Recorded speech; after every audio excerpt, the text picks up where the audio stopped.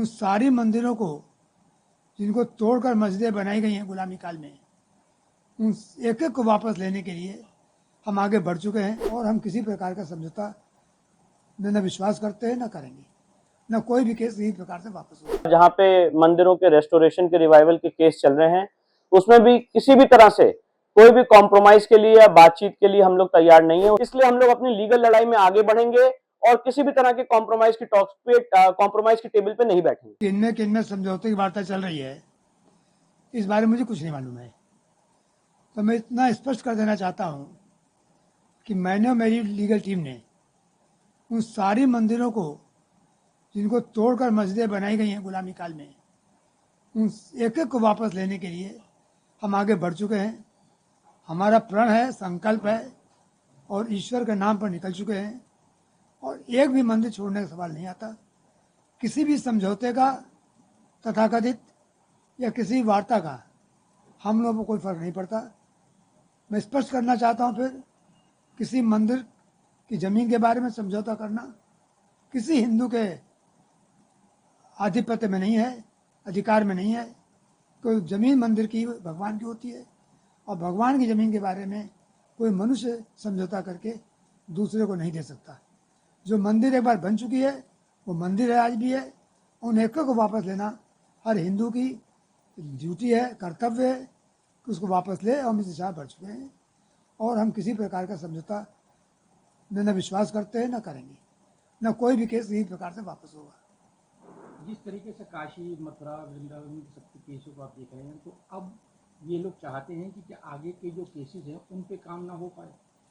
देखिए, मैंने अभी आपसे कहा और फिर कह रहा हूँ कि 3 नहीं 3000 हो, 30,000 हो, इससे मतलब नहीं है। जो मंदिर तोड़कर मस्जिदें बनी है उन एक एक को वापस लेना हमारा संकल्प है और हम उसके लिए आगे बढ़ चुके हैं और किसी में पीछे हटने का सवाल नहीं आता। कोई न तो मुकदमा वापस होगा और न आंदोलन समाप्त होगा। मैं जानता हूँ कि कार्य में देरी हो सकती है, समय लग सकता है, परंतु ये केसेज और यह आंदोलन देश की दशा और दिशा बदलने के लिए पर्याप्त हैं और देश हिंदू राष्ट्र की तरफ बढ़ रहा है और ये मंदिर बिल्कुल बनेगा।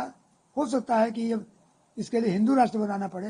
हम और हमारी पूरी लीगल टीम और हमारे जितने याचिकर्ता हैं, वो ज्ञानव्यापी हो, चाहे वो मथुरा हो, चाहे वो संभल हो, चाहे वो भोजशाला हो, चाहे वो अलग अलग जगह जहाँ पे मंदिरों के रेस्टोरेशन के रिवाइवल के केस चल रहे हैं, उसमें भी किसी भी तरह से कोई भी कॉम्प्रोमाइज के लिए या बातचीत के लिए हम लोग तैयार नहीं है। उसका कारण ये है कि जिन लोगों ने इस्लामिक अतिक्रमण करके हमारे जो देवता के स्थल थे उसको कब्जा किया, वहां पे कोई भी बातचीत नहीं हो सकती है।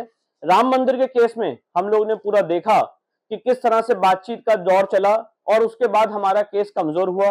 5 एकड़ की ऑल्टरनेट लैंड दी गई। तो मेरा प्रश्न ये है कि जिस तरह से काशी विश्वनाथ में, मथुरा श्री कृष्ण जन्मभूमि में या अलग अलग जगह, चाहे वो संभल हो, चाहे वो अदीना मस्जिद हो बंगाल में, अलग अलग जगह जहां पे हिंदू मंदिर को तोड़ के मस्जिद में तब्दील किया गया है, इसमें किसी भी तरह की बातचीत कैसे हो सकती है? और बातचीत का अर्थ ये होता है कि आप कुछ चीज अपनी दें और कुछ चीज उधर से मिले। तो यहाँ पे हमारा केस लॉ पे, फैक्ट्स पे बहुत स्ट्रांग है और बातचीत करना केस को कमजोर करने के बराबर होगा। इसलिए हम लोग किसी भी तरह की कोई बातचीत के लिए तैयार नहीं है। एएसआई की रिपोर्ट भोजशाला में, ज्ञानव्यापी में, अलग अलग जगह आ चुकी है।